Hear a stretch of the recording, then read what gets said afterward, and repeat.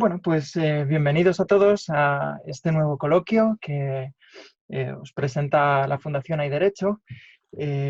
Como sabéis, la Fundación lleva 10 años trabajando, pero lleva 5 como fundación y trabajando fundamentalmente en defensa del Estado de Derecho y por la profundización democrática. Hoy tenemos un coloquio que es el segundo de esta serie que estamos haciendo, que tratará sobre los arrendamientos, la situación de los arrendamientos durante este periodo de crisis por el COVID-19. Os invitamos además, aprovechando la ocasión, para que podáis entrar en nuestra web y veáis el resto de actividades que llevamos a cabo. Seguramente conocéis nuestro blog, pero también llevamos a cabo estudios, investigaciones, así como hemos puesto en marcha una sección de propuestas legislativas o de reformas normativas para abordar la crisis en la que estamos. Hoy contamos para este coloquio sobre los arrendamientos con 3 expertos en la materia. En primer lugar, permítanme presentarles a Matilde Cuena, que es catedrática de Derecho Civil en la Universidad Complutense. Hola, Matilde. Hola, ¿qué tal? Buenas tardes a todos. También contamos con Miguel Fernández Benavides, que es abogado en Ontier. Hola, Miguel. Hola, buenas tardes, ¿qué tal? Y en último lugar, pero no menos, Segismundo Álvarez Rollo Villanova, que es notario. Hola, buenas, Segismundo, ¿cómo estás? ¿Qué tal? Buenas tardes, Pedro. ¿Cómo estás? Bien, bueno, el debate este pequeño coloquio lo vamos a organizar fundamentalmente en 3 bloques, ¿de acuerdo? Hemos ido recogiendo preguntas, pero os recuerdo a los que estáis en Zoom que tenéis la opción de seguir haciéndonos preguntas. Intentaremos ir integrándolas a lo largo del debate y a mí me sale la opción por aquí abajo para hacer las preguntas. Bien. El primer bloque será sobre los problemas generados por la crisis del coronavirus en los arrendamientos y trataremos fundamentalmente los principios generales que debemos conocer para entender la cuestión antes de tomar ninguna medida. En el segundo bloque analizaremos las medidas que se han tomado para los arrendamientos de vivienda en concreto y en un tercer momento nos centraremos en las medidas tomadas para los arrendamientos de locales. Entonces, si os parece, empezamos con el primer bloque sobre estos problemas generados y los principios generales que debemos conocer para estas medidas. Y entonces quería preguntar, Segismundo, ¿cuáles son los intereses que tú ves en conflicto en estas situaciones de dificultad? Y si tú crees que el legislador efectivamente debía intervenir en esta situación. Bueno, pues, a ver, los intereses, así a primera vista, parece que son los intereses del arrendador y del arrendatario nada más, ¿no? Pero en realidad, claro, hay más temas aquí, ¿no? También se puede enfocar como un problema entre el derecho a la vivienda y el derecho de propiedad, ¿no? Que muchas veces pues, se enfoca así, en relación con los desahucios, la imposibilidad que después veremos de desahuciar o echar a alguien de su vivienda, ¿no?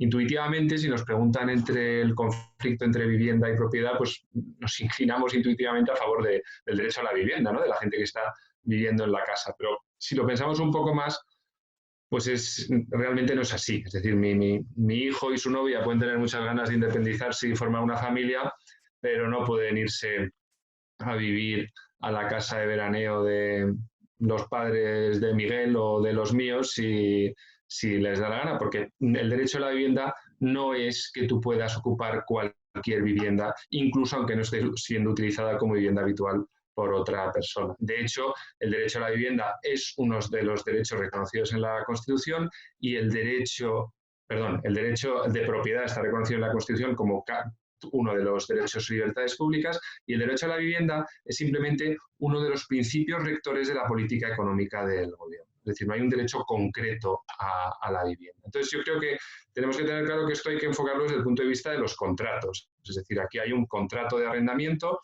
entre un inquilino y un propietario. El propietario tiene sus derechos, el arrendatario tiene sus derechos como inquilino y el Estado ya interviene con una legislación de arrendamientos y puede tener alguna intervención especial para un caso concreto, pero no hay realmente un conflicto entre vivienda y propiedad, porque ese conflicto ya está resuelto en la propia Constitución a favor de la propiedad, en realidad. No es que la propiedad no tenga ningún límite, pero en principio hay que respetar.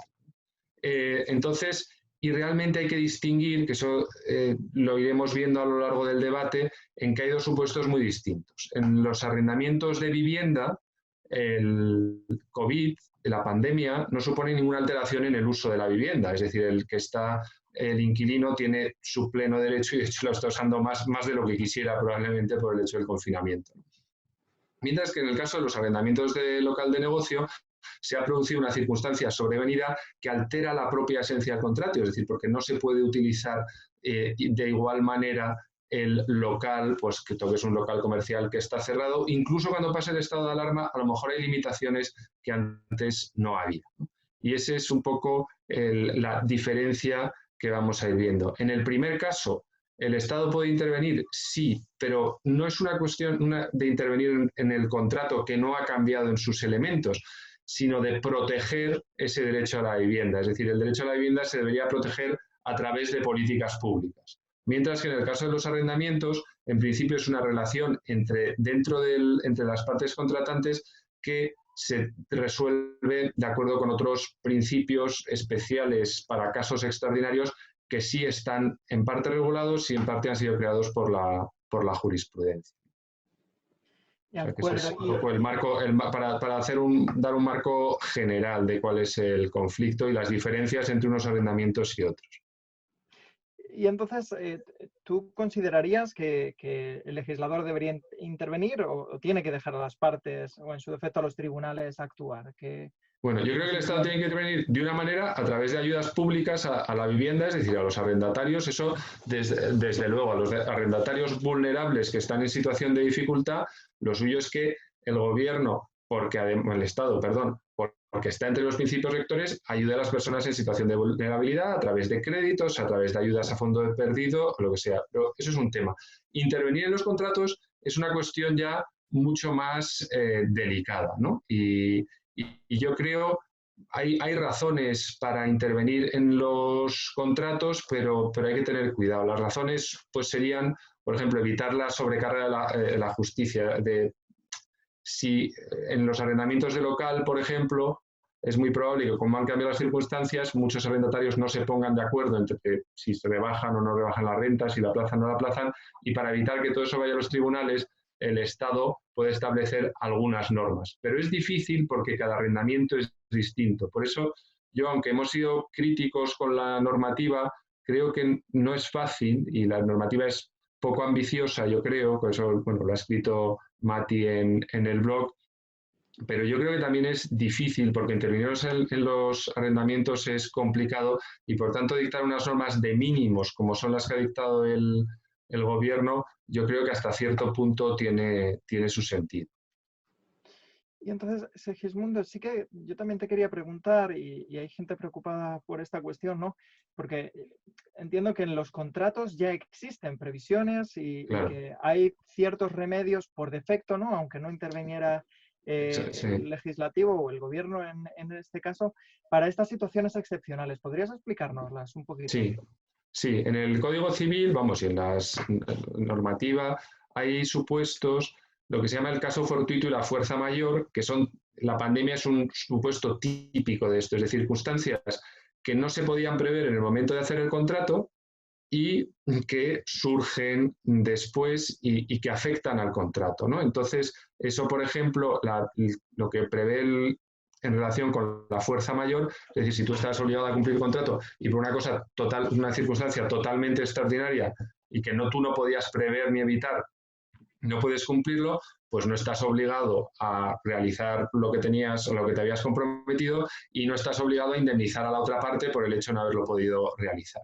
Lo que pasa es que eso nos resuelve poco en el caso de los arrendamientos, porque aquí no hay una imposibilidad total, aquí simplemente hay una dificultad de pago por un lado y un cambio en la utilidad del arrendamiento, con lo cual la fuerza mayor nos sirve poco.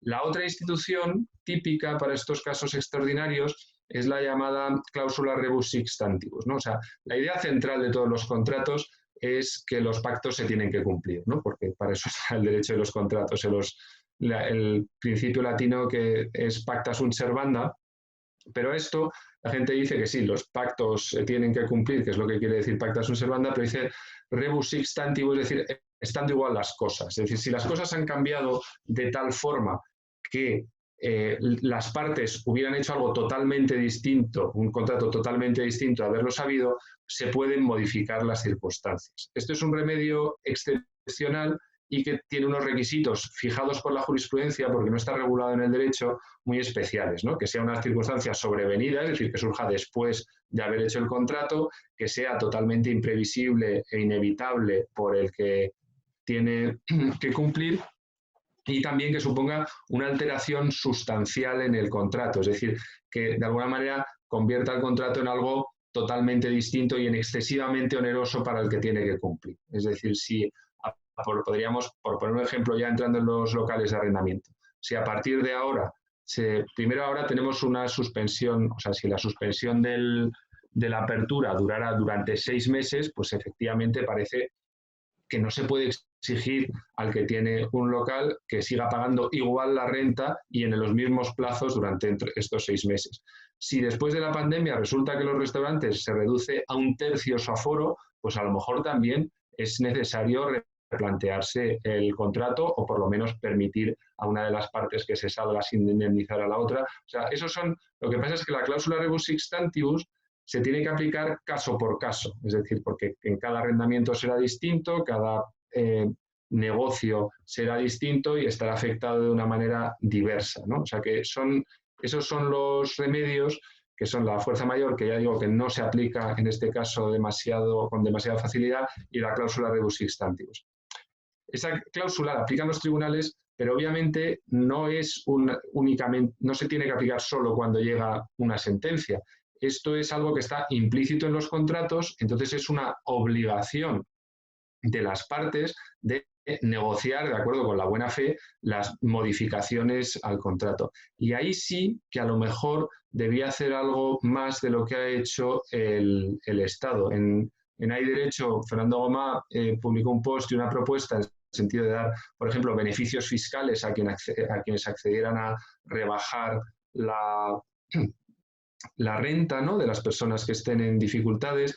También se han hecho propuestas en el sentido, por ejemplo, de imponer las costas del procedimiento a aquel que no hubiera aceptado una propuesta razonable de modificación, ¿no? O sea, yo creo que ahí hay cosas también que se pueden hacer.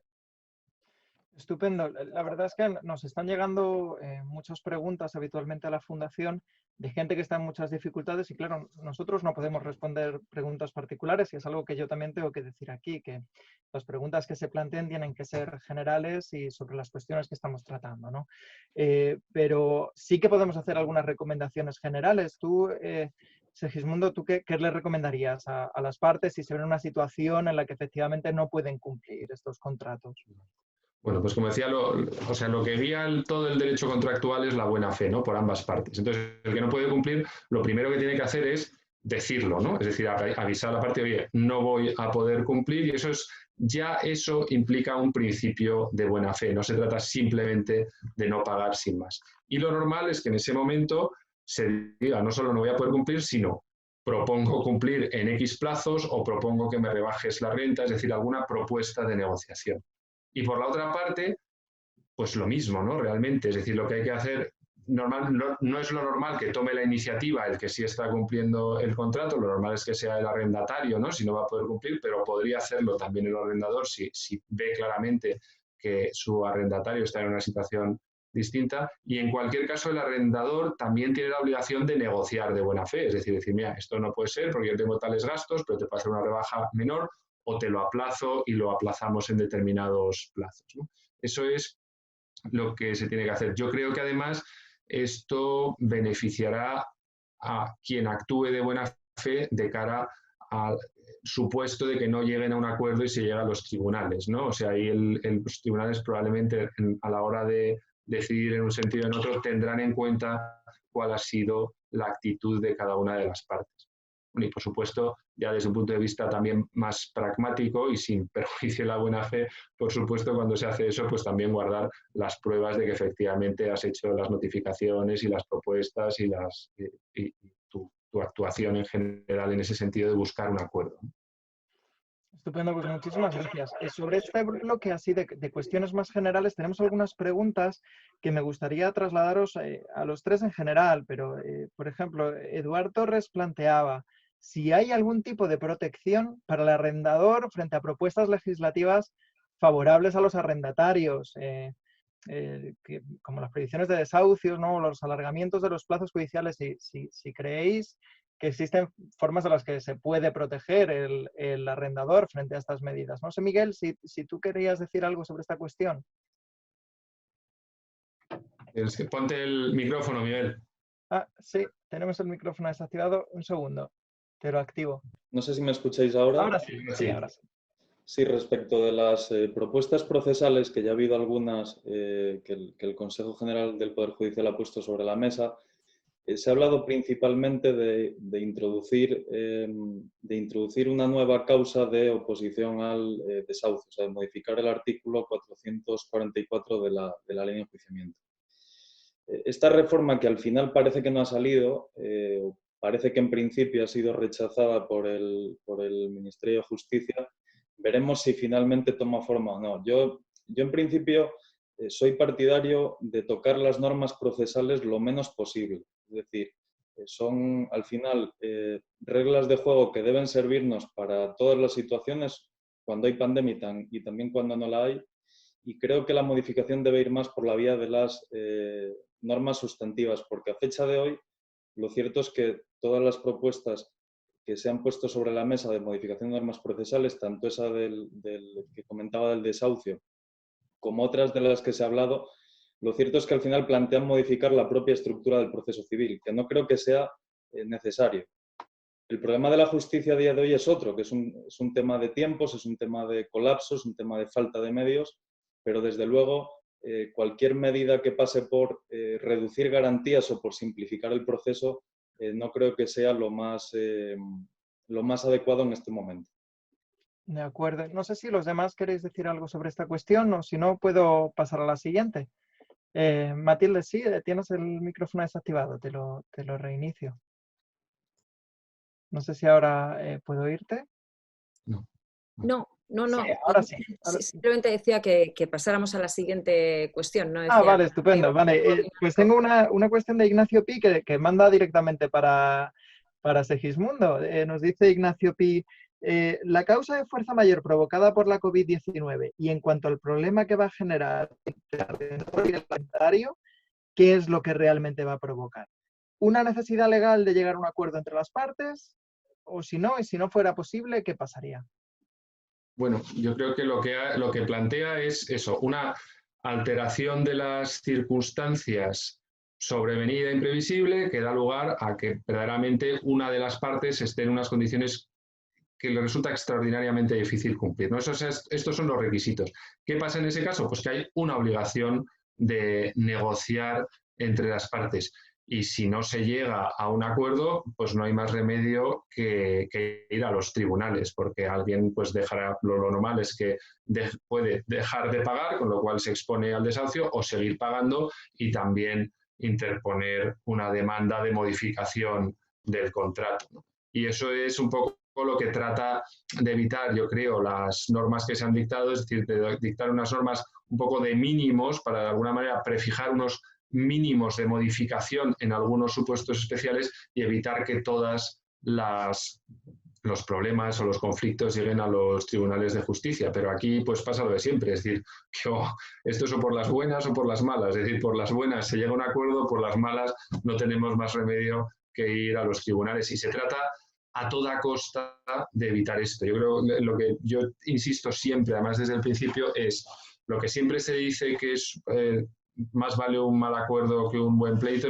En estas circunstancias es más verdad que nunca. Primero porque hay una sobrecarga extraordinaria en los tribunales, con lo cual a nadie le interesa meterse en un pleito. En segundo lugar, porque nos enfrentamos a una situación de incertidumbre económica, con lo cual tampoco a los arrendadores les interesa enfrentarse o llegar a una situación de ruptura o de resolución con su arrendatario. Yo creo que tenemos que trasladar a todos los que nos oyen, a nuestros clientes y amigos, que hay que procurar llegar a acuerdos, aunque sean temporales y evitar conflictos pero por ambas partes, o sea, no solo por el arrendador, sino también por el arrendatario. Yo creo que desde el punto de vista de la situación jurídica y económica hay muchos incentivos para las partes para que se pongan de acuerdo.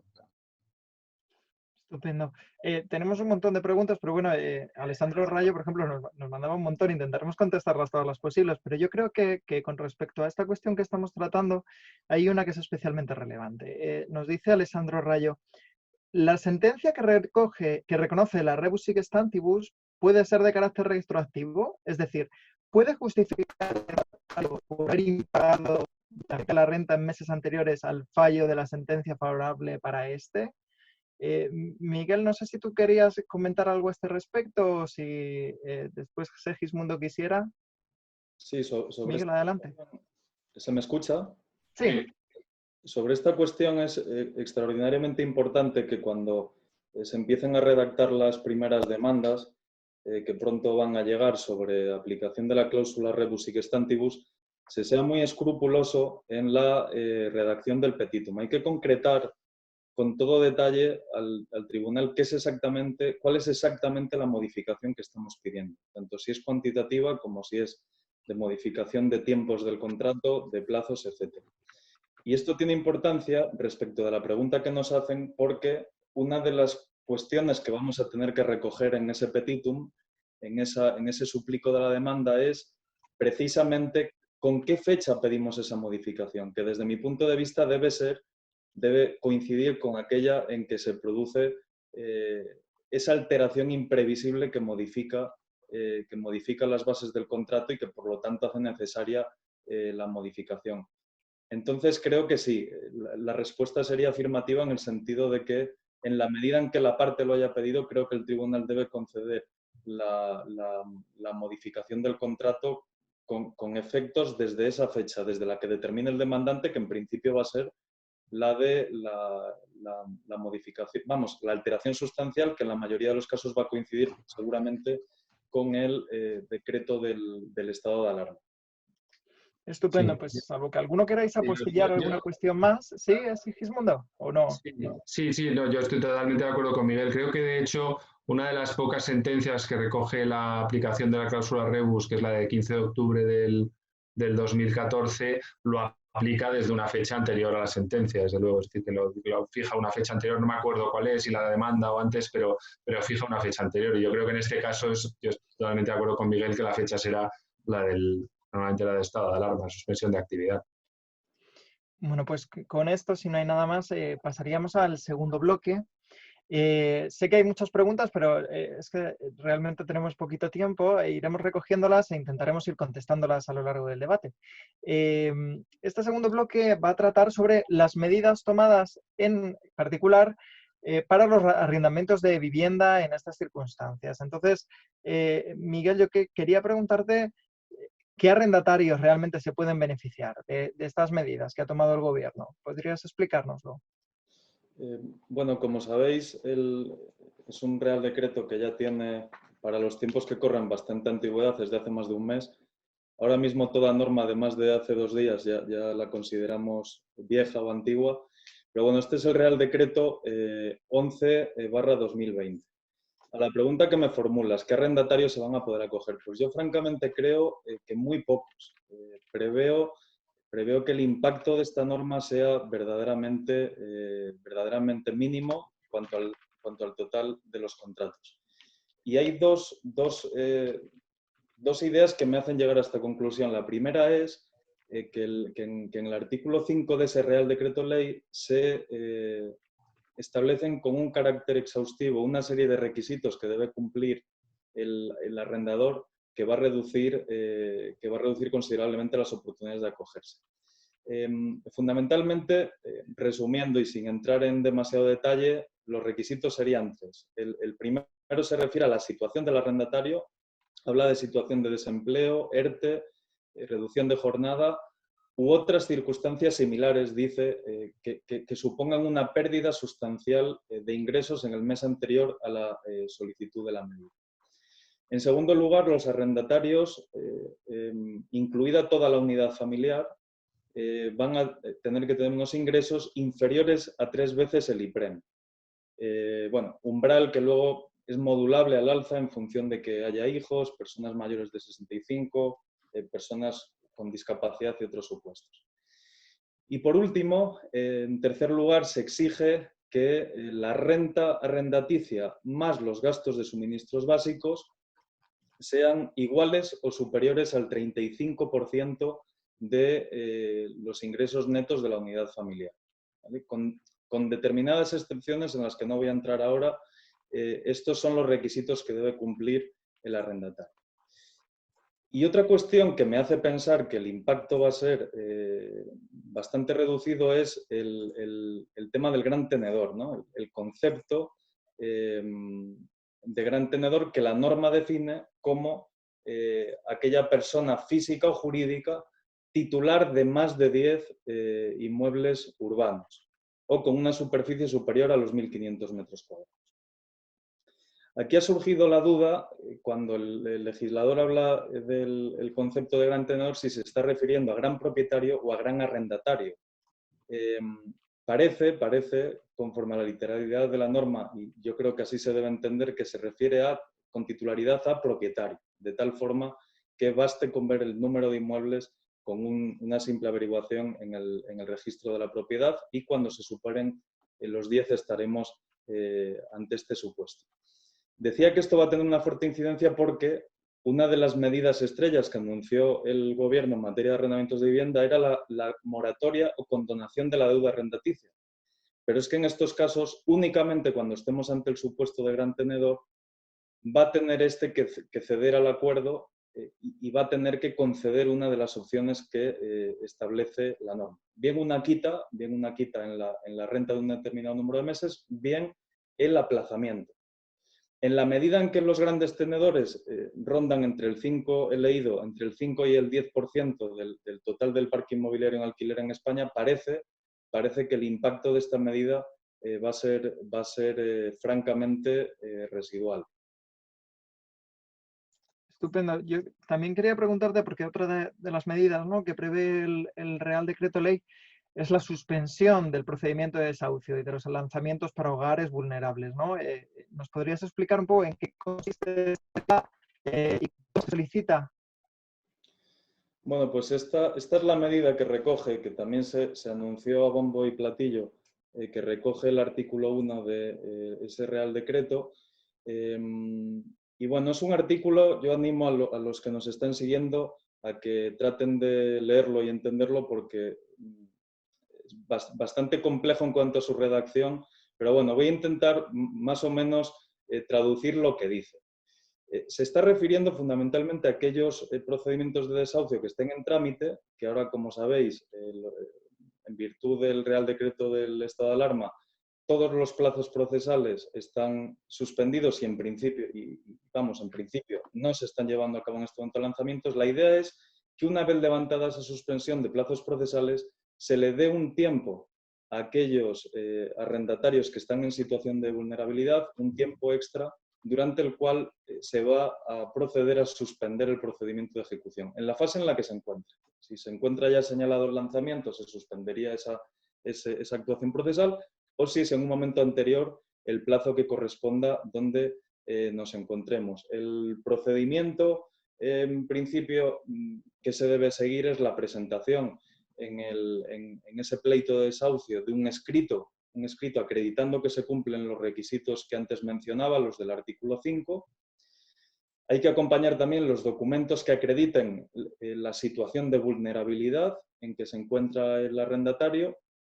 Y una vez recibido ese escrito, y aunque la norma no lo dice, entiendo que habrá que dar trámite a la parte contraria por virtud del principio de contradicción, es el letrado de la Administración de Justicia quien va a resolver mediante decreto, bien suspendiendo, bien denegando la suspensión.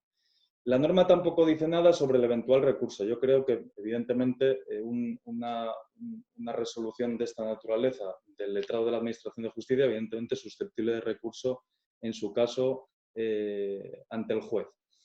Finalmente, en caso de que se decrete esa suspensión, va a tener carácter retroactivo, dice la norma, a la fecha en que se produjo la situación de vulnerabilidad.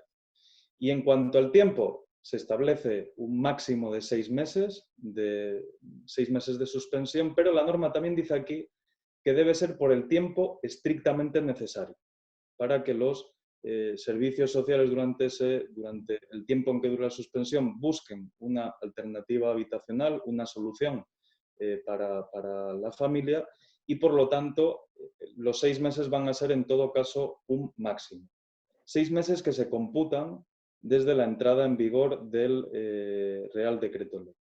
Yo a priori creo que esta norma, por supuesto, en aquellos casos en que se cumplan de manera más o menos evidente los requisitos, creo que podría tener una cierta virtualidad práctica, porque creo que en la mayoría de los casos se va a proceder a la suspensión. En todo caso, únicamente quiero recordar que en ningún caso se extingue la deuda arrendaticia, es decir, esto únicamente se trata de ganar tiempo. El arrendatario gana un tiempo que puede ser valioso, pero las cantidades adeudadas en ningún caso se le van a condonar. En cualquier caso, durante los próximos meses veremos pues, cuál es el alcance de esta norma y en qué se traduce en la práctica. Vale, y luego otra medida de la que hemos oído es la prórroga extraordinaria de los contratos de arrendamiento, ¿verdad? De la vivienda habitual, se entiende.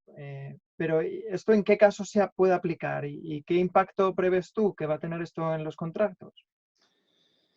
Bueno, esta medida, que es la del artículo 2, ya ha sido calificada por algunos como verdadera tomadura de pelo y voy a explicar por qué.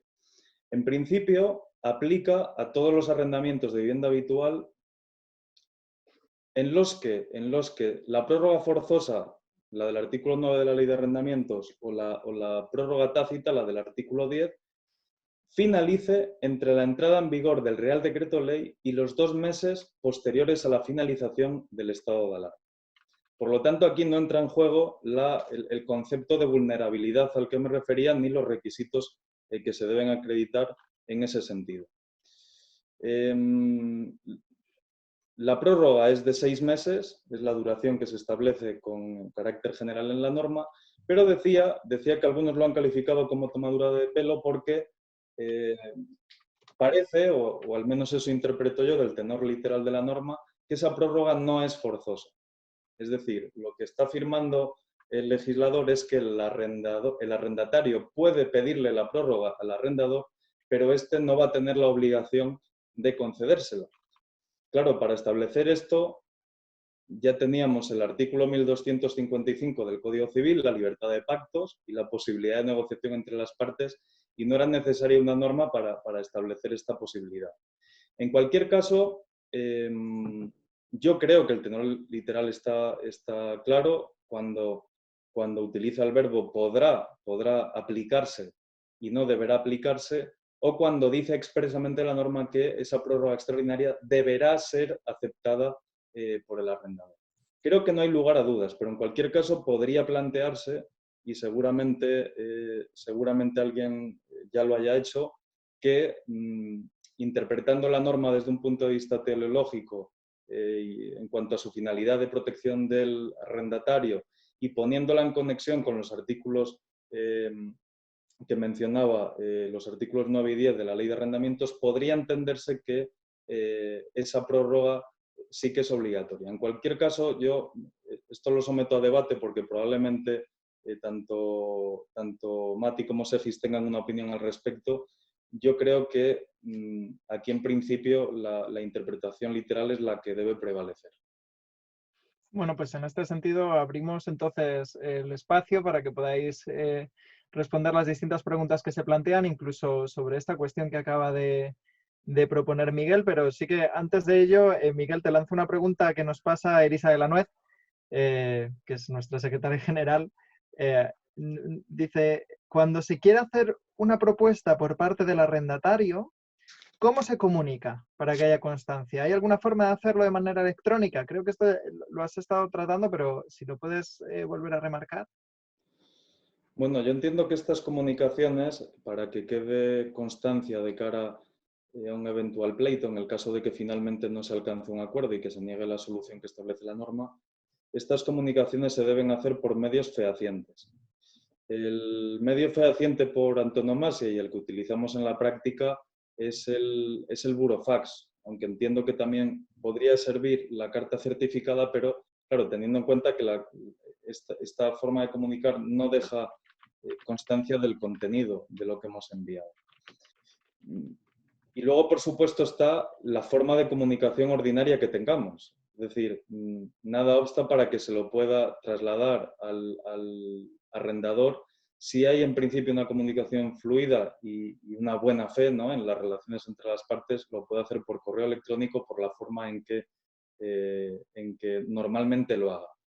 En cualquier caso, yo diría que es imprescindible que antes de que se agote el plazo legal para solicitarla, se debe hacer en cualquier caso a través de un medio formal que nos permita luego acreditar que efectivamente esa solicitud se hizo. Porque, bueno, la negociación, evidentemente, como decía Segis, debe ser la prioridad.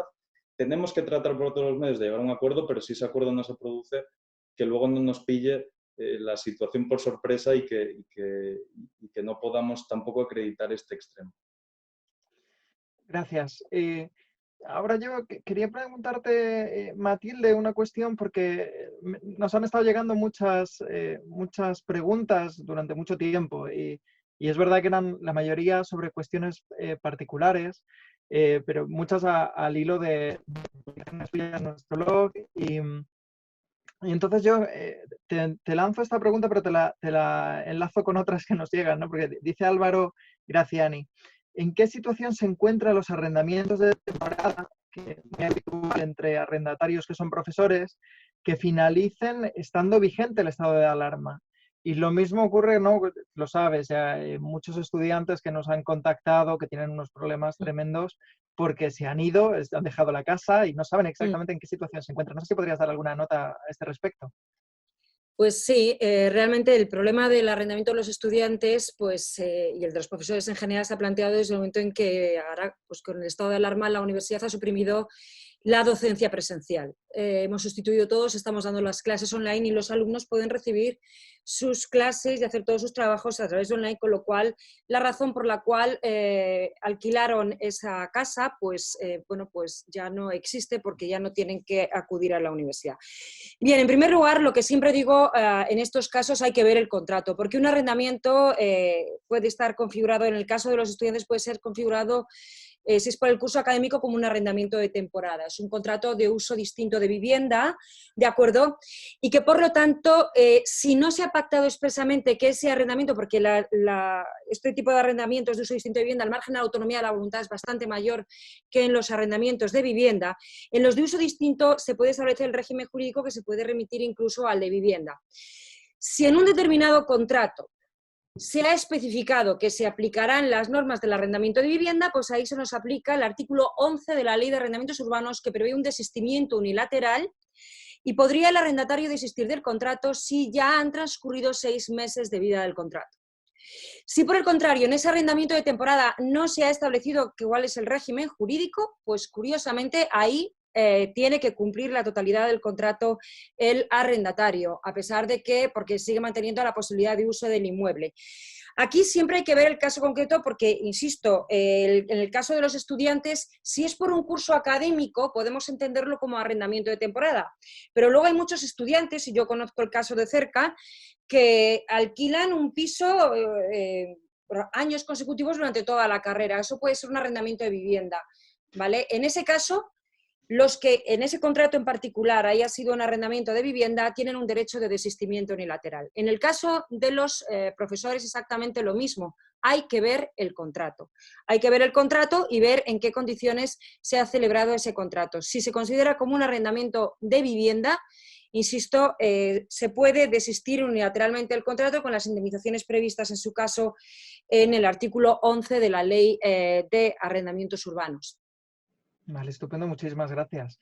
Tengo una pregunta súper concreta, súper particular, que yo creo que Miguel puedes resolvernos. ¿Cuál sería el plazo para solicitar la prórroga extraordinaria? Nos la manda Pablo Ferrer. Para solicitar la prórroga extraordinaria, ¿qué plazo habría? No Sí, sé sí. si lo... No te oímos. A ver, ahora.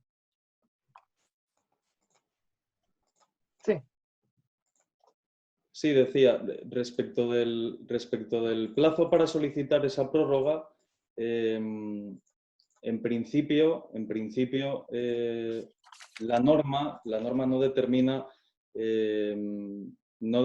como sí lo hace con las otras medidas establecidas en el Real Decreto Ley, cuándo debería solicitarse. Yo entiendo que se debe hacer en el momento en que esté vigente la actual suspensión decretada por el estado de alarma, porque la vigencia, lógicamente, de todas estas medidas que tienen una finalidad para un momento muy determinado, así lo exige.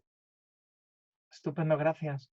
Y a ver si consigo localizar algunas de las últimas preguntas que vamos a poder abordar sobre este bloque. Tengo aquí una de Javier Celorio Aponte.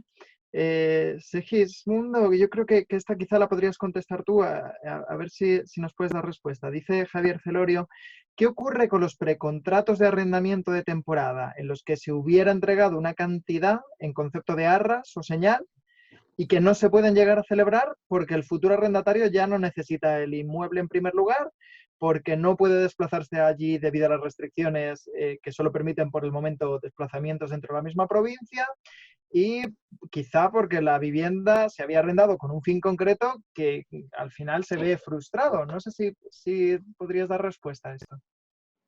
Sí, la verdad es que es un supuesto distinto, ¿no? Porque yo creo que hay efectivamente el problema de que hay una circunstancia sobrevenida porque se pactó antes, ¿no? Se alquila un piso para el verano y resulta que ahora no me van a dejar ir a Murcia, ¿no? Porque está en otra fase que la mía. Yo creo que en ese caso, yo creo que ahí probablemente se podría plantear si eso es un supuesto de fuerza mayor, si verdaderamente te lo impidiera la normativa y que impidiera ir allí la normativa. Yo creo que eso hace totalmente imposible la prestación por una causa de sobrevenida, y probablemente a lo que daría lugar eso es a la devolución de la cantidad entregada si consideramos que hay fuerza mayor. Lo que pasa es que eso, no sé si para los arrendamientos de julio y agosto probablemente lo que hay ahora mismo es una situación de incertidumbre, ¿no? Es decir, que no sabemos si eso va a estar prohibido o no. Si yo ya no puedo, pues porque he perdido el trabajo y ya no quiero irme de vacaciones y tal, en ese caso ya se ha producido una alteración de circunstancias, pero no es un caso de fuerza mayor, es unas circunstancias personales mías que en principio yo entiendo que no influirían sobre el contrato. En cualquier caso, pues ahí lo que hay que hacer es intentar negociar y avisar de que en el caso de que no pueda trasladarse, pues yo creo que sí habría lugar a, pues eso, la resolución total del contrato con devolución de lo que se hubiera entregado y sin obligación de indemnizar, porque es un evento totalmente ajeno, ¿no? Y en el cual no hay ninguna culpa. De acuerdo. Me gustaría, aunque sea muy rápido, porque ya sé que nos vamos comiendo el tiempo, pero y ya dejamos todas respondidas. Una última pregunta muy rápida, Miguel. Álvaro Graciani dice, ¿un arrendador, persona jurídica que no es gran tenedor, está obligado a aceptar el aplazamiento del Real Decreto Ley 15/2020 si se lo solicita el arrendatario? Y dice que la duda le surge por la redacción del artículo 1.1, que indica, por un lado, empresa o entidad pública de vivienda, lo que podría indicar, ya que no hay una coma después de pública, que las empresas quedan circunscritas en este apartado. Pero por el otro lado, al definir gran tenedor, dice que se trata de personas físicas o jurídicas con más de 10 inmuebles. Aspecto que permite interpretar que solo incluye a personas jurídicas, a empresas que sean grandes tenedores. Aquí estamos con los problemas de la técnica jurídica, ¿verdad? De qué tal están redactadas estas normas. Miguel, ¿puedes responder brevemente? Sí, efectivamente, la norma plantea dudas en torno al concepto de gran tenedor. La primera vez cuando la lees parece que lo que te convierte en gran tenedor no es la cualidad de persona física o jurídica, sino que lo es el número de inmuebles o de superficie. Sin embargo, luego hay preceptos, por ejemplo, el que ha señalado la persona que preguntaba, pero también se me ocurre que hay otra incongruencia en el artículo 8 de ese Real Decreto, cuando se refiere a la persona física arrendadora. Por ejemplo, para decir que si no acepta ningún acuerdo sobre el aplazamiento, en el caso de los que no son gran tenedores, el arrendatario tendrá que acudir en su caso a financiación bancaria con avales del Estado. Esto es un tema que va a traer polémica. Yo a priori creo que a lo que hay que estar, esto quizás Mati también quiera dar su opinión, o Segis, yo creo que en principio se ha de entender que el gran tenedor no depende en ningún caso de ser persona física o jurídica, y de algún modo habrá que reinterpretar estos artículos que de manera chapucera se han redactado en el Real Decreto Ley, habrá que interpretar para darle un sentido lógico a la norma, porque desde luego no tiene sentido que en un artículo se diferencie en función de unos parámetros y que en otro de repente parezca que lo definitivo a la hora de poder aceptar o negarse al acuerdo propuesto por el arrendatario sea la condición de persona física o jurídica, porque, insisto, no parece que esa fuera la intención del legislador. Puede que se trate sencillamente de un error, no sé, un error de redacción. No sé muy bien qué opinión tienen sobre esto los otros dos ponentes. Creo que Matilde sí quería decir algo al respecto. Matilde.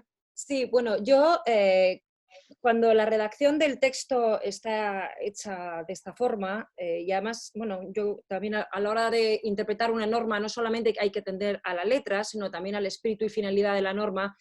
Yo personalmente creo que el espíritu y finalidad de la norma, en un caso en el cual estamos discriminando a propietarios, el criterio del legislador está haciendo una especie de presunción de capacidad económica.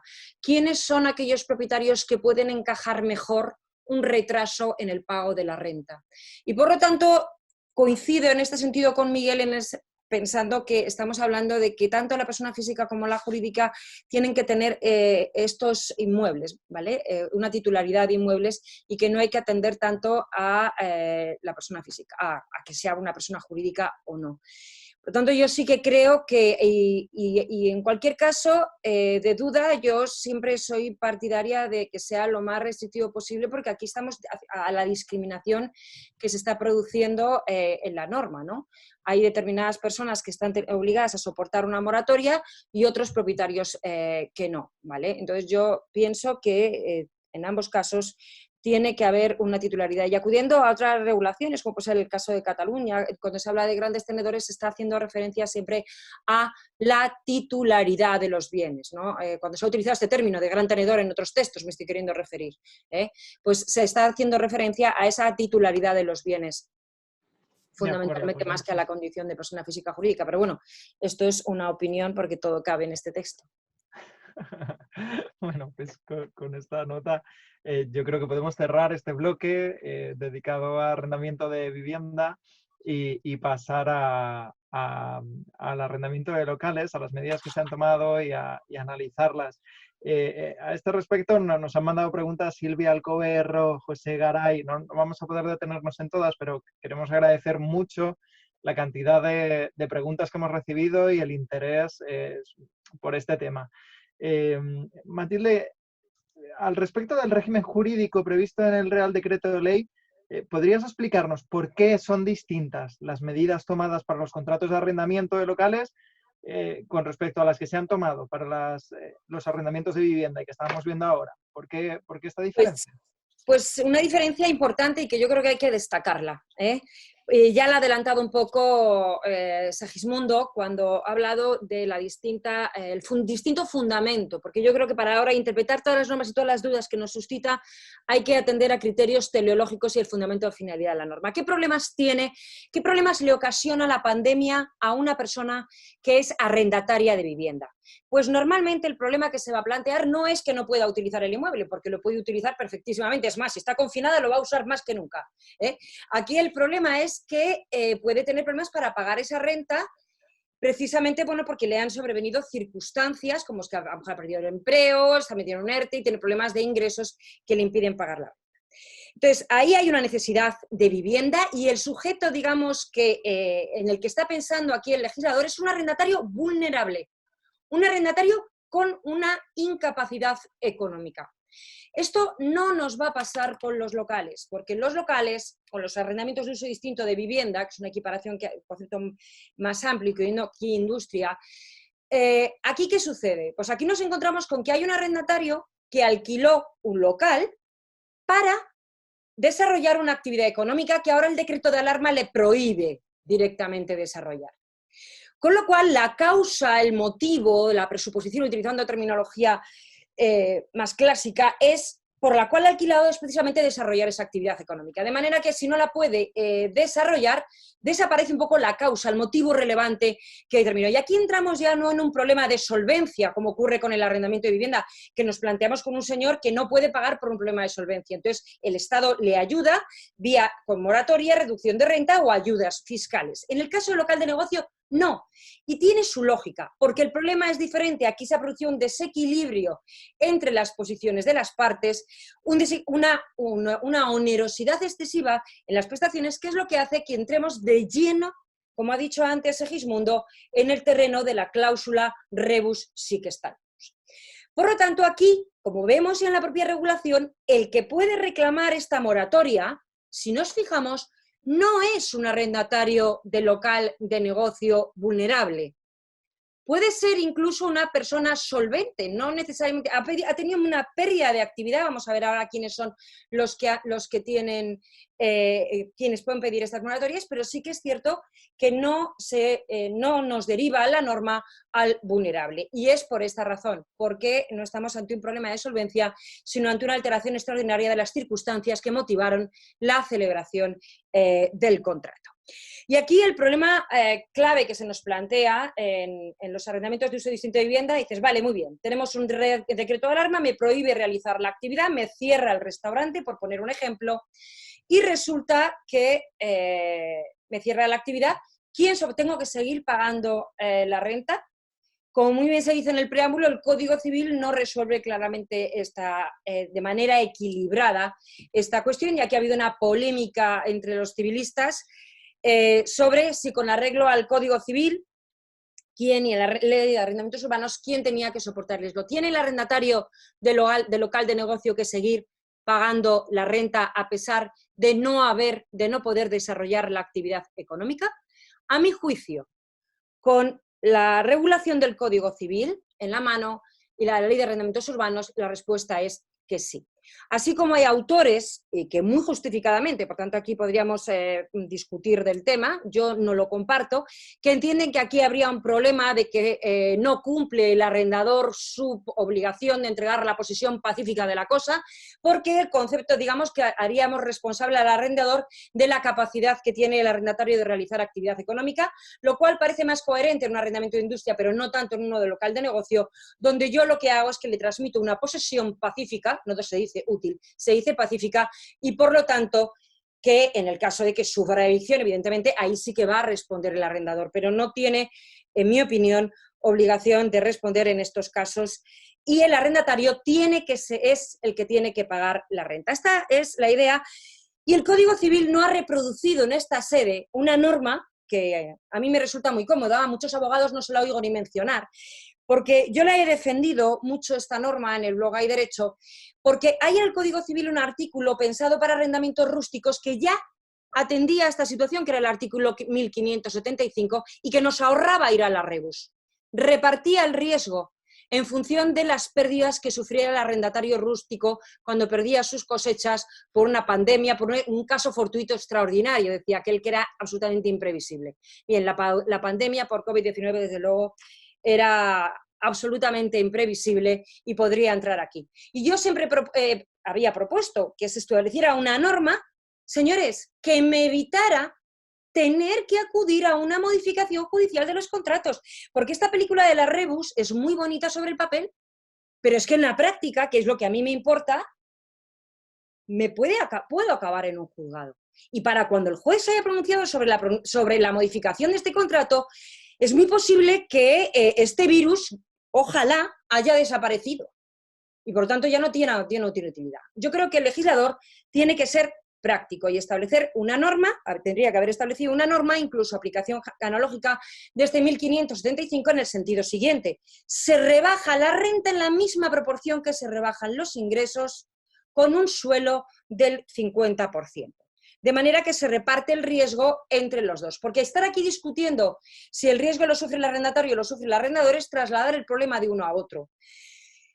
La solución que ha establecido el legislador en el Real Decreto 15/2020, pues ha seguido un poco el parámetro que ha hecho con vivienda, distinguiendo entre grandes tenedores y no grandes tenedores.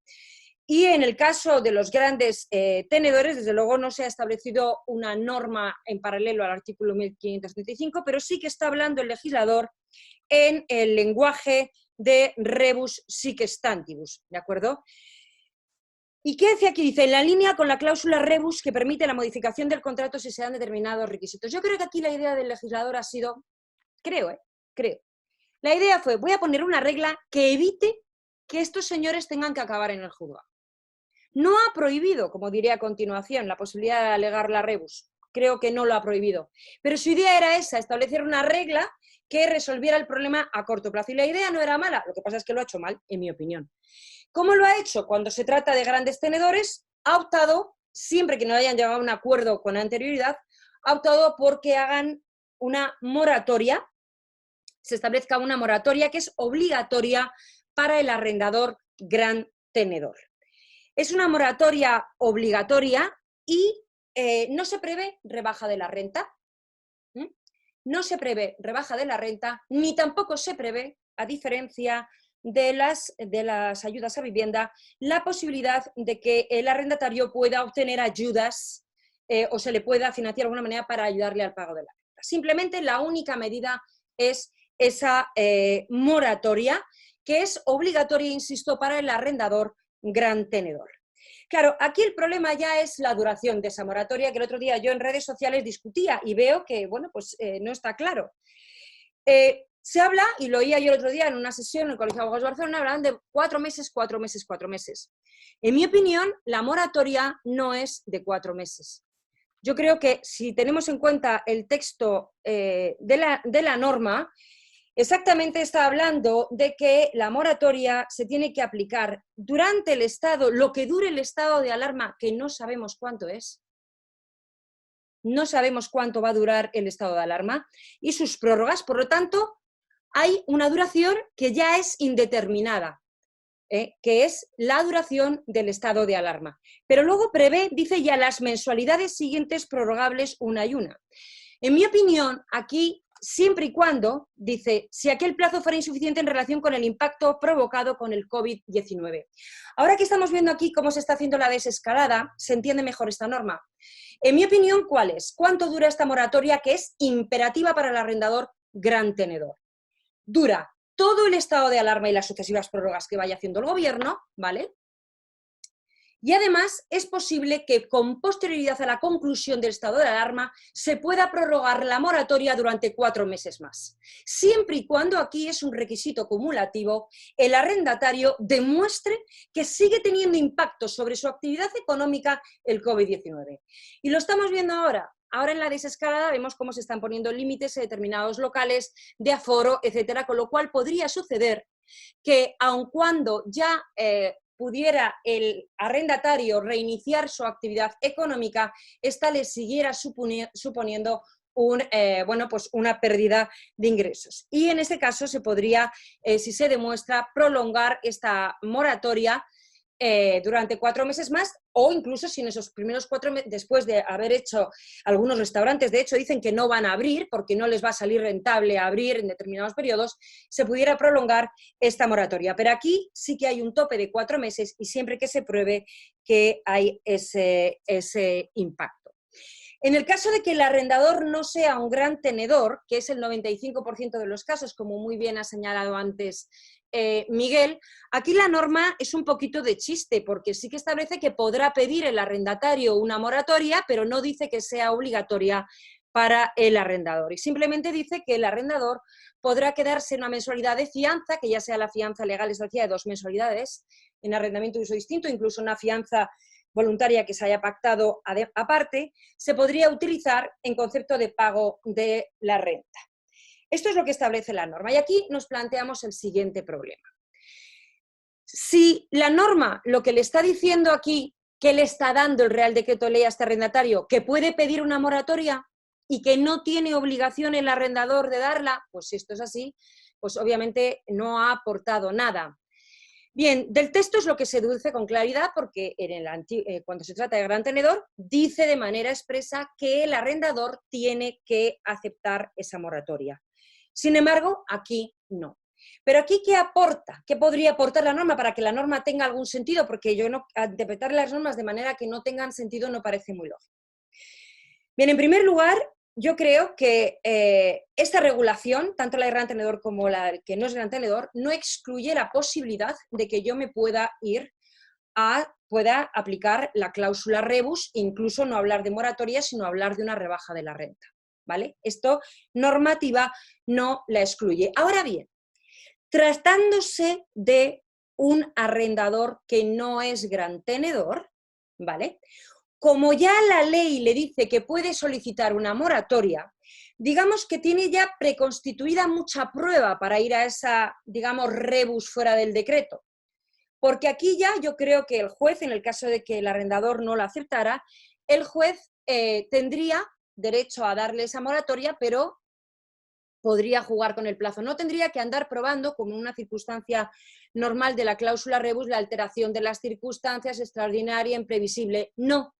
Ya el Real Decreto Ley ha sentado, digamos, el primer escalón de la rebus, ¿vale? Que pueda facilitar. Esto es una interpretación que, insisto, para dar algo de valor, pero no creo que se pueda considerar que solamente puedo reclamar una disminución, una moratoria, ya que afecte solamente en el plazo.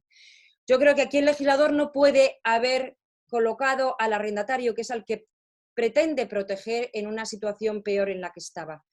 Por lo tanto, si no hubiera habido regulación por parte del gobierno, siempre se habría podido pelear o bien una moratoria o bien una rebaja de la renta. Yo creo que esta doble posibilidad no queda amputada con el propio Real Decreto. Por tanto, aquí sí que digo, esta es una regulación muy diferente a la de arrendamiento de vivienda, porque, insisto, es una regulación que no atiende a arrendatarios vulnerables, atiende a paliar los efectos contractuales de un desequilibrio de falta de equivalencia en las prestaciones de las partes en el contrato de arrendamiento. Pues muchas gracias, Matilde. No sé si querrías quizá a lo mejor comentarnos cómo propondrías tú delimitarlo muy rápido. Entonces, ¿cómo crees que podría haberse hecho mejor esta reforma? Bueno, yo lo que habría hecho en este caso, y lo he defendido ya por escrito, es una norma en paralelo al artículo 1575. Una norma objetiva que repartiera los efectos también con rebaja de la renta. ¿Por qué razón? Miren usted, aquí hablar de moratorias, tenemos que tener los pies en la tierra y estamos hablando de gente que lo ha perdido todo y que cuando reinicie su actividad, que luego tiene un plazo de 2 años para devolver estas rentas aplazadas, va a tener mucha deuda encima. Gracias a Dios, y yo siempre lo saco porque si no lo digo reviento, que en el caso de que no lo pueda devolver, el crédito por rentas será crédito ordinario exonerable en un procedimiento concursal, con lo cual estas rentas que no pueda pagar podrán ser en un futuro, si se declara en concurso el arrendatario, podrán ser objeto de exoneración.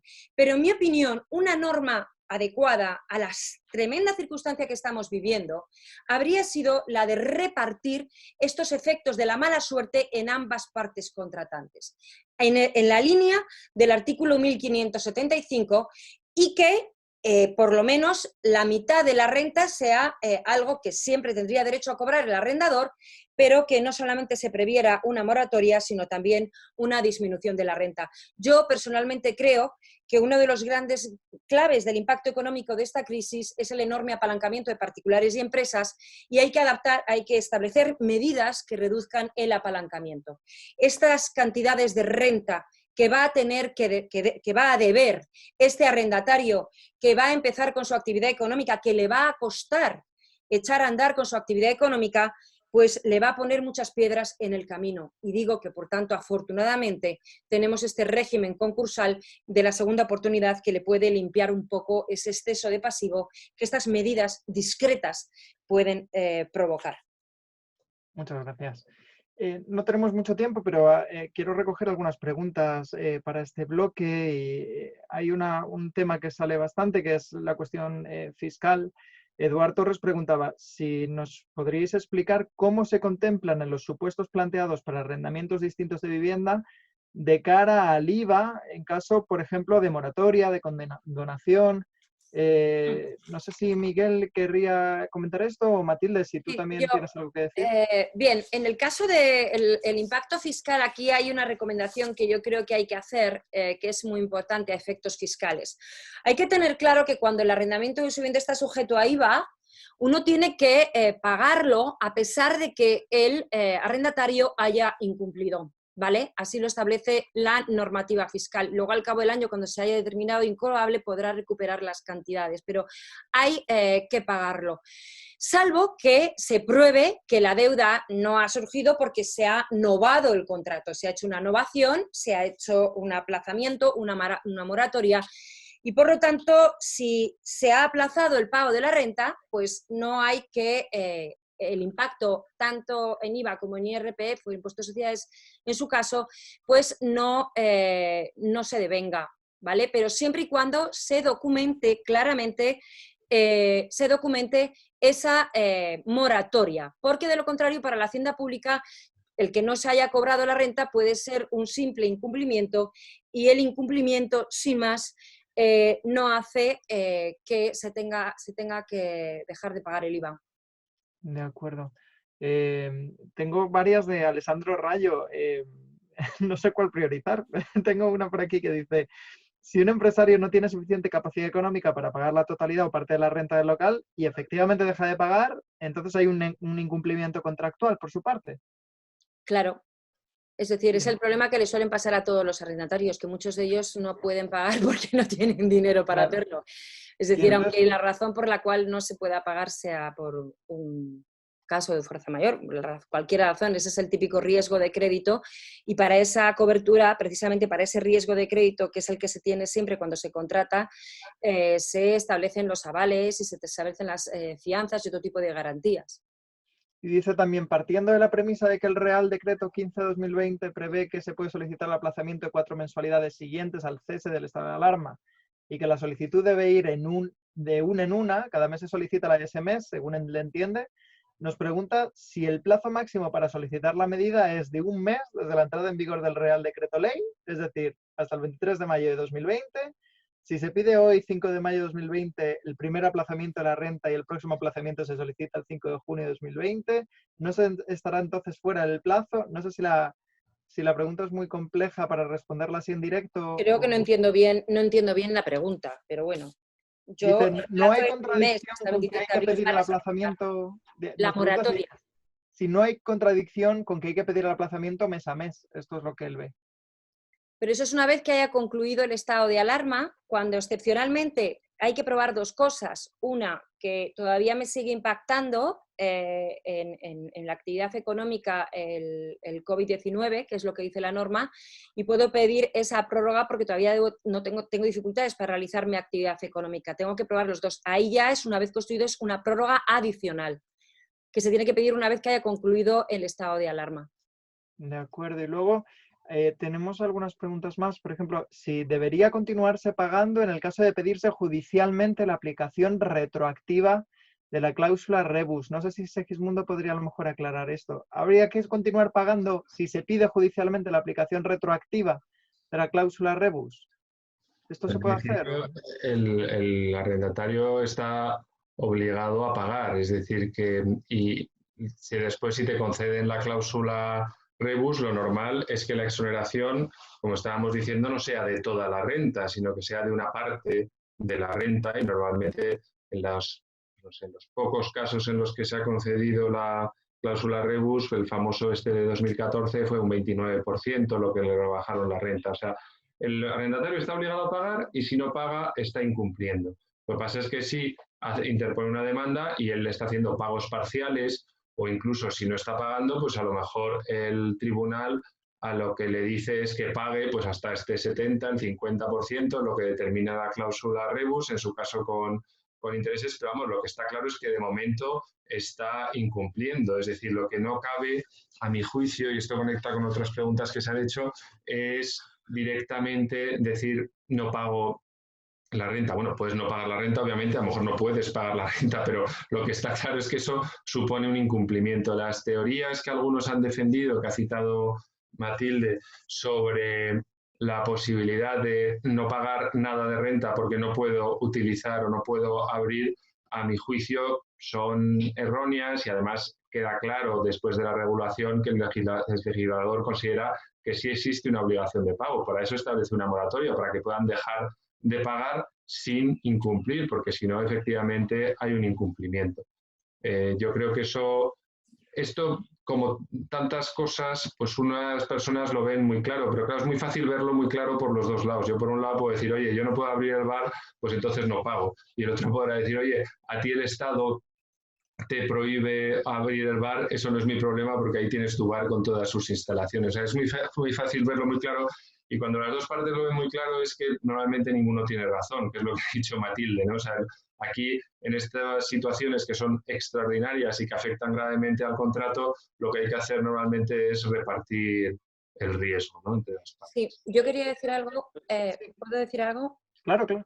En relación con una pregunta que veo aquí en el chat, porque está muy relacionada con lo que acabo de decir, porque me preguntan que si yo de verdaderamente creo que si hubiera habido una norma que repartiera los riesgos, como el artículo 1575, que no habría litigio. Bien, vamos a ver, yo estoy convencida de ello. Hombre, el que quiere un litigio lo busca y lo encuentra, eso está clarísimo, eso no tengo ni la menor duda. Pero sí que cuanto más objetivemos, mejor. Si yo pongo que hay una disminución, si usted disminuye sus ingresos en un 25%, le disminuyo la renta en un 25%, pues eso es un dato objetivo atendiendo las declaraciones de ingresos que haga, que por cierto es el criterio que viene a establecer la propia regulación cuando termina qué arrendatarios están sujetos a poder solicitar esta moratoria, porque les exige que hayan disminuido un 75% su facturación en relación con la facturación media mensual del trimestre al que pertenece dicho mes. Por lo tanto, sí que habría habido en esta regulación datos objetivos que habrían hecho, bueno, si mi facturación disminuye un 25%, me disminuyes la renta un 25% y si no un 50%. Si pones criterios objetivos para fijar esa reducción de la renta. Lo que pasa es que esta es una norma, yo soy absolutamente contraria a normas que favorecen la litigiosidad. Yo sé que mis normas, mis propuestas, no generan mercado. Yo cerrarían a lo mejor muchos despachos de abogados, porque claro, yo lo digo directamente, es decir, yo busco desde mi posición de neutralidad total, pues una composición adecuada de los intereses en juego. Evidentemente, si me pongo la toga y tengo que defender al arrendador, pues hago lo que pueda, pero yo aquí, desde mi posición como académica y como persona que cree proponer soluciones que son justas y que suponen un ahorro de tiempo y de dinero para las personas afectadas por este drama, pues tengo que proponer estas normas. Yo sé que estas normas ni se citan en otro tipo de ponencias, pues porque, insisto, no se defienden, porque aquí también hay un mercado detrás. Yo no. Yo defiendo que haya normas que repartan el riesgo, y por cierto, es lo que yo creo que quería hacer el legislador en este Real Decreto para los locales de negocio, pero lo ha hecho rematadamente mal, tan mal que si dijéramos que le cierra la puerta a otras posibilidades por ser norma especial, deja al arrendatario que pretende proteger en peor situación que si no hubiera legislado, lo cual ya es para nota. Entonces, claro, yo por eso digo, la intención del legislador es buena, es decir, este tío quiere resolver el problema y que no vayáis a juicio ninguno porque voy a tener todos los juzgados colapsados y no tengo un euro para poner dinero en los juzgados. Tengo que evitarlo a toda costa. Bueno, pues no lo ha podido hacer peor. Porque aquí tenemos una norma que a lo mejor nos filtra algunos supuestos y hay un arrendador que se conforma con esta moratoria y ya está, Pero luego hay otros que van a decir, no, no, es que yo te puedo conseguir una rebaja de la renta. ¿Puedo conseguir una rebaja de la renta? En mi opinión, sí. Puedo ir, renegociar la rebus. Usted no me ha puesto un techo de rebus, de modificación contractual que puedo conseguir. Yo puedo pelear más, lo que pasa que ahora ya al caso concreto. No es lo mismo locales de negocio, como pueden ser las peluquerías, que ahora ya están con actividad, por ejemplo, como locos, que lo que puede ser un restaurante que va a tener muchos problemas para volver a la situación anterior a esta pandemia. Me estoy viniendo arriba, así que me calmo. Si me Bueno, yo pregunta, creo, no sé si hay... Sí, Miguel, querías comentar algo y podemos ir cerrando. únicamente dos ideas muy rápidas respecto de la cuestión que ha tocado Segis sobre la necesidad o no de pagar. Yo creo que la recomendación general debe ser, en la medida en que el cliente pueda seguir pagando, debe hacerlo. Debe hacerlo porque si no, a priori se sitúa en una situación de incumplimiento. Ahora bien, en aquellos casos en los que literalmente no pueda porque la situación financiera no se lo permite y porque en muchos casos directamente sus ingresos están a cero durante estos meses, si no puede, la opción que tiene lógicamente es o bien pagar o bien consignar en el caso de que el arrendador no quiera coger las cantidades, por así decirlo, únicamente aquella parte de la renta que no esté siendo objeto de discusión en el procedimiento judicial que haya iniciado para la aplicación de la rebus. Es decir, si estamos en un procedimiento planteando, por ejemplo, una rebaja del 20%, sí que conviene que durante los meses que dure el pleito tengamos consignadas la cantidad restante, el otro 80%, en el juzgado. Esto es por una cuestión básicamente de buena fe. Evidentemente, que en el plano procesal siempre tiene importancia. Respecto de lo que decía Mati, totalmente de acuerdo en que hay que evitar, en la medida de lo posible, y siempre que se pueda, acudir a los tribunales. En un mundo ideal probablemente nunca tendríamos que ir. Pero tampoco creo que la solución sea que el legislador intervenga en materia de contrato regulando normas para una situación concreta como es la pandemia. Si tenemos un tejido empresarial que está teniendo problemas de solvencia como consecuencia de la pandemia, quizás lo adecuado sean las ayudas públicas. No modificar las reglas del contrato y que la suerte se reparta entre arrendador o arrendatario o que recaiga únicamente sobre una de las partes. Para mí lo deseable es que haya unas normas claras que apliquen tanto con pandemia como sin pandemia, que los contratos se cumplan, que haya un claro principio de cumplimiento de los contratos y que en caso de que se modifique la base del negocio, para eso están los tribunales. Para el caso de que las partes no consigan llegar a un acuerdo, están los tribunales para determinar si efectivamente aplica la cláusula rebus y si se debe o no rebajar la renta, establecer un aplazamiento o la medida que en cada caso se solicite. Por supuesto, pues claro, la justicia no funciona todo lo bien que todos querríamos, pero a día de hoy es la herramienta que en muchos casos vamos a tener. Me pide la palabra Matilde. Matilde, muy brevemente y cerramos. Sí, vamos a ver, yo desde luego hay una cosa que sí que defiendo y es una regulación, aparte de una modificación del Código Civil en este tema, una regulación de la cláusula rebus. Yo creo que tenemos que tener una regulación en teoría general del contrato. Yo la ubicaría dentro del 1258 en la integración del contrato, pero hay que tener esta regulación general de la cláusula rebus y con incentivos para la negociación de las partes. De manera que, como hacen los principios de derecho contractual europeo, por ejemplo, bueno, pues aquel que no haya querido negociar o que se haya opuesto de manera injustificada a, pues a pretensiones razonables, bueno, pues pueda tener una serie de condena en costas o cualquier tipo de sanción o indemnización, ¿vale? Pero fuera de eso, en determinados contratos de tracto sucesivo muy típicos en los que puede ser pues, como una norma paralela al 1575 que ha estado ahí, bueno, pues a mí no me parece mal que se establezca con determinados parámetros o poniendo ciertos límites, por ejemplo, siempre y cuando que el arrendador no, pues no se encuentre en una situación de insolvencia como consecuencia de esa disminución de la renta, por ejemplo, ¿no? Es decir, se pueden establecer medidas correctoras porque pasar la pelota a uno o a otro puede ser injusto en muchos casos y hay que modular.